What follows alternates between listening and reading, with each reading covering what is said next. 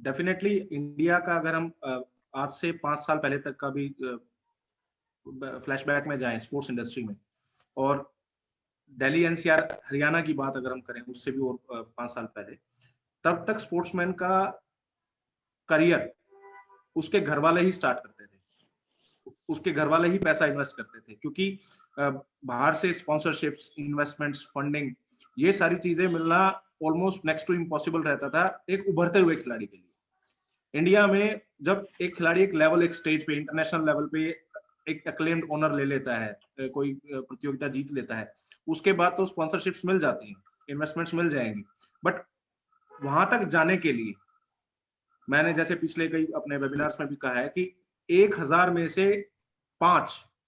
या 2 सिर्फ इतने ही बच्चों को, उतने ही खिलाड़ियों को वो मौका मिल पाता है, और वो भी अपनी फैमिलीज के सैक्रिफाइसेस की वजह से, क्योंकि बहुत पैसा लगता है। स्पोर्ट्स ट्रेनिंग कोई आसान बात नहीं है। हर एंगल से अगर आपको एक इंटरनेशनल लेवल का एथलीट बनना है या स्पोर्ट्समैन बनना है तो बहुत सारी एक्सरसाइज करनी पड़ती है, बहुत सारे आपको ट्रेनिंग्स लेनी पड़ती हैं, स्पेशल ट्रेनिंग कैंप्स हैं, एडवांस ट्रेनिंग कैंप्स हैं, आपको अलग अलग फैसिलिटीज में जाना पड़ता है, कभी फिजियोथेरेपिस्ट के साथ काम करना है, कभी अपने स्पोर्ट्स कोच के साथ काम करना है, कभी आपको अपने न्यूट्रिशनिस्ट के साथ बैठना है, अपना बॉडी इवैल्यूएशन कराना है, बहुत सारी चीजें।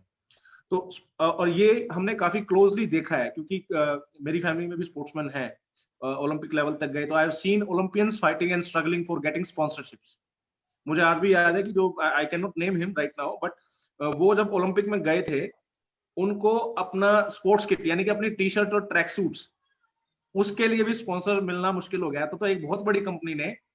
अपना टैग उनको दिया था, और वो 5 ट्रैक सूट उन्होंने अपने सिलवाए थे, नाम ब्रांड नेम, हालांकि वो खुद बनाते थे ट्रैक सूट वो company, but they didn't give him the exact track suit, उनको सिर्फ नाम दिया था, कोई पैसा नहीं, कुछ नहीं मिला। सो वो होता है स्पोर्ट में। हम सभी ने ये इवेलुएट किया कि ये एक बहुत बड़ा गैप है, और उस गैप को कहीं ना कहीं फुलफिल करने के लिए एक मैकेनिज्म ऐसा क्रिएट करना चाहिए, एक प्लेटफॉर्म ऐसा बनना चाहिए जहां पे उभरते हुए खिलाड़ी की मार्केटिंग शुरू हो, यानी कि आप उसको उसकी ट्रेनिंग के लिए, उसके टैलेंट के लिए, उसके हार्डवर्क के लिए,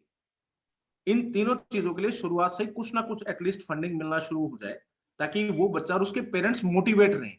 और वो मोटिवेशन जो है, अगर 1 लाख मेरे घर से लगना और मुझे 10,000 रुपए भी एक्स्ट्रा फंडिंग कहीं से मिल रहा है, तो वो 10,000 की हेल्प मुझे 1,10,000 और क्रिएट करने के लिए मोटिवेट करती है। तो मैं अपने बच्चे को उस खेल में और डालूंगा, बिकॉज मुझे मिल रहा है कि उसको 10,000 रुपए मिला। जैसे संग्राम भाई भी बता पाएंगे, हमारे यहाँ जब कुश्तियां होती हैं, रेसलिंग में जब गांव में होता है, दंगल होते हैं, उसमें जब खिलाड़ी जीतता है, जब पहलवान जीतता है, तो उसको गांव वाले कोई 10 रुपए का नोट, कोई 20 का नोट, कोई 50 का, जैसा जिसके पास है, इनाम के तौर पे देता है, और उसकी वजह से मोटिवेशन बढ़ता रहता है, वो पहलवान फिर लड़ता है, वो फिर अखाड़े में उतरता है। तो इस तरीके से स्पोर्ट अब जो क्रिएट कर रहा है, we are creating a platform where a sportsman, aspiring athlete, एक बच्चा 8 साल का, 9 साल का भी, उसके पेरेंट्स उसके साथ मिलके उसके ट्रेनिंग सेशंस को हाईलाइट कर सकते हैं, उसके स्पोर्ट्स पार्टिसिपेशन को हाईलाइट कर सकते हैं,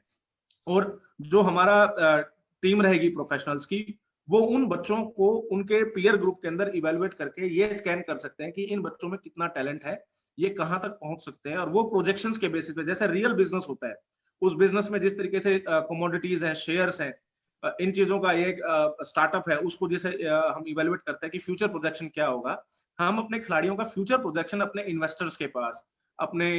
एनजीओ के पास, अपने स्पोर्ट्स मिनिस्ट्रीज के पास, अपना एमएनसीज के पास, उनको शुरुआत में ही ऑफर करें, ताकि इन बच्चों को, इन एथलीट्स को इन्वेस्टमेंट मिलना शुरू हो। और जब ये इन्वेस्टमेंट इन बच्चों के पास आएगी, इनकी फैमिलीज के पास आएगी, उससे ये बच्चे अपनी ट्रेनिंग अच्छे तरीके से कर पाएंगे, और ट्रेनिंग सस्ती मिले और ट्रेनिंग रीजनेबल कॉस्ट पे मिले, उसके लिए भी खिलाड़ी, अगर वो जद्दोजहद करेगा तो वो खेलेगा कब, ट्रेनिंग कब करेगा, तो उसके लिए भी स्पोर्ट इन खिलाड़ियों की मदद करने के लिए ये प्लेटफॉर्म बना रहा है।